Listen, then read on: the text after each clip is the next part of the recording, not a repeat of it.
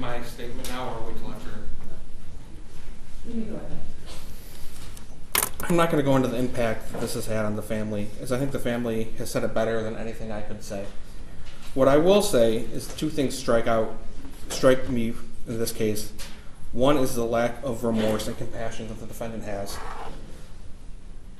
When he found out that he killed a man in the interview, you heard his response was, well, isn't that a coincidence? You should protect your head. Showed no remorse, no compassion, or anything. When he testified at trial, he was crying and emotional, not for the person he killed, but trying to garner sympathy for himself from the jury. All while telling a story that was not consistent with any of the evidence, trying to pull one over on the jury and the court. And those cries stopped when the questioning of him was stopped by his attorneys. Again, he's only shown remorse or compassion towards himself, not others. Even down to the sentencing memorandum where they asked the court for dignity while sentencing him. That's ironic considering he's shown no dignity or remorse for the victim in this case. The court only has one option in this case, and that's to sentence the defendant to life, plus the 2 years for the felony firearm, and I couldn't think of a more fitting sentence. Thank you. Thank you, Your Honor.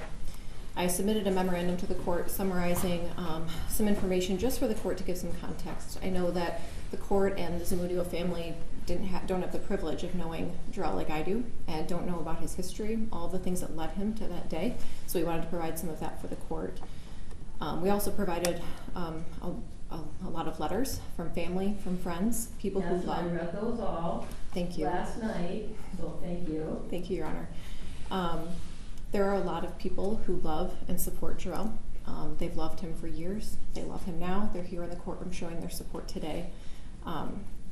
And I think it's offensive to me as the attorney. I can only imagine how it must feel to Jarrell to be told that he was being disingenuous, doesn't feel remorse. He absolutely does. There's nothing that will take away what happened. There's nothing that can fix the tragedy that happened for the Zamudio family that day. We know that. I just want to state for everyone here who does not have the honor of knowing Jarrell,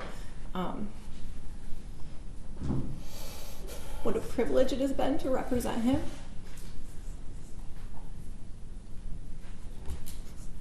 And as the prosecutor stated, I do ask the court to give him dignity as a human being who testified during the trial, and I think was very courageous to take the stand about a situation that he knows he wishes he could take back.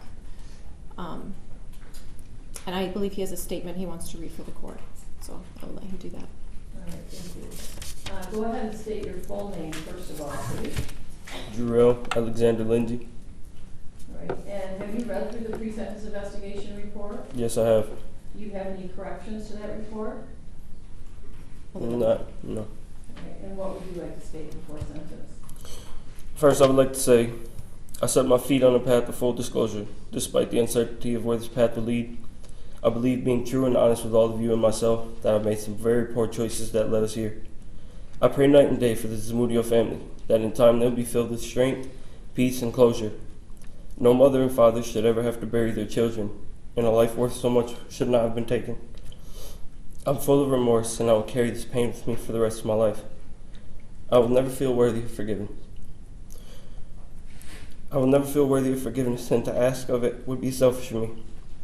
I'm sorry for all the pain and suffering I've caused everyone here today.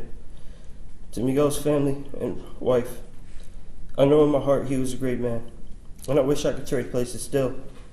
None of you deserved any of these events that took place. To my family, I'm sorry I was struggling and too stubborn to seek help. Not only did my mother have to bury 2 of her kids at a young age, but I'm also the last one going away. I'm sorry I let you all down in the worst way possible. And to all my kids, I love you. I don't know how to right my wrongs, but I'll never stop trying. I'm ashamed of my intentions to hurt myself, and I'm ashamed that I allowed myself to be in a situation of harming anyone else. I bear all the guilt and responsibilities of my actions. I blame me and only me for what has occurred, and I hate myself that much more for creating such a tragic event in everyone's life. This hole is left in many of our lives, and I can only hope it can one day be filled again. I am devastated at what was taken from Miguel's kids and his family, what also has been taken from my kids and family. It's a deep scar, and I don't want it to define who they are later on in life, because nothing will compare to this loss. I thought I was in control of my life and problems, but I was wrong, and I plan to take advantage of all the services and resources offered to me in prison to improve myself and well-being, setting goals, and enrolling in classes. May God give us all strength through these times. Thank you for sharing that. The court knows this is difficult for everybody that's present today. So if there's a big pain, a lot of pain that is being shared by a lot of different people on your side as well as the Zoom videos,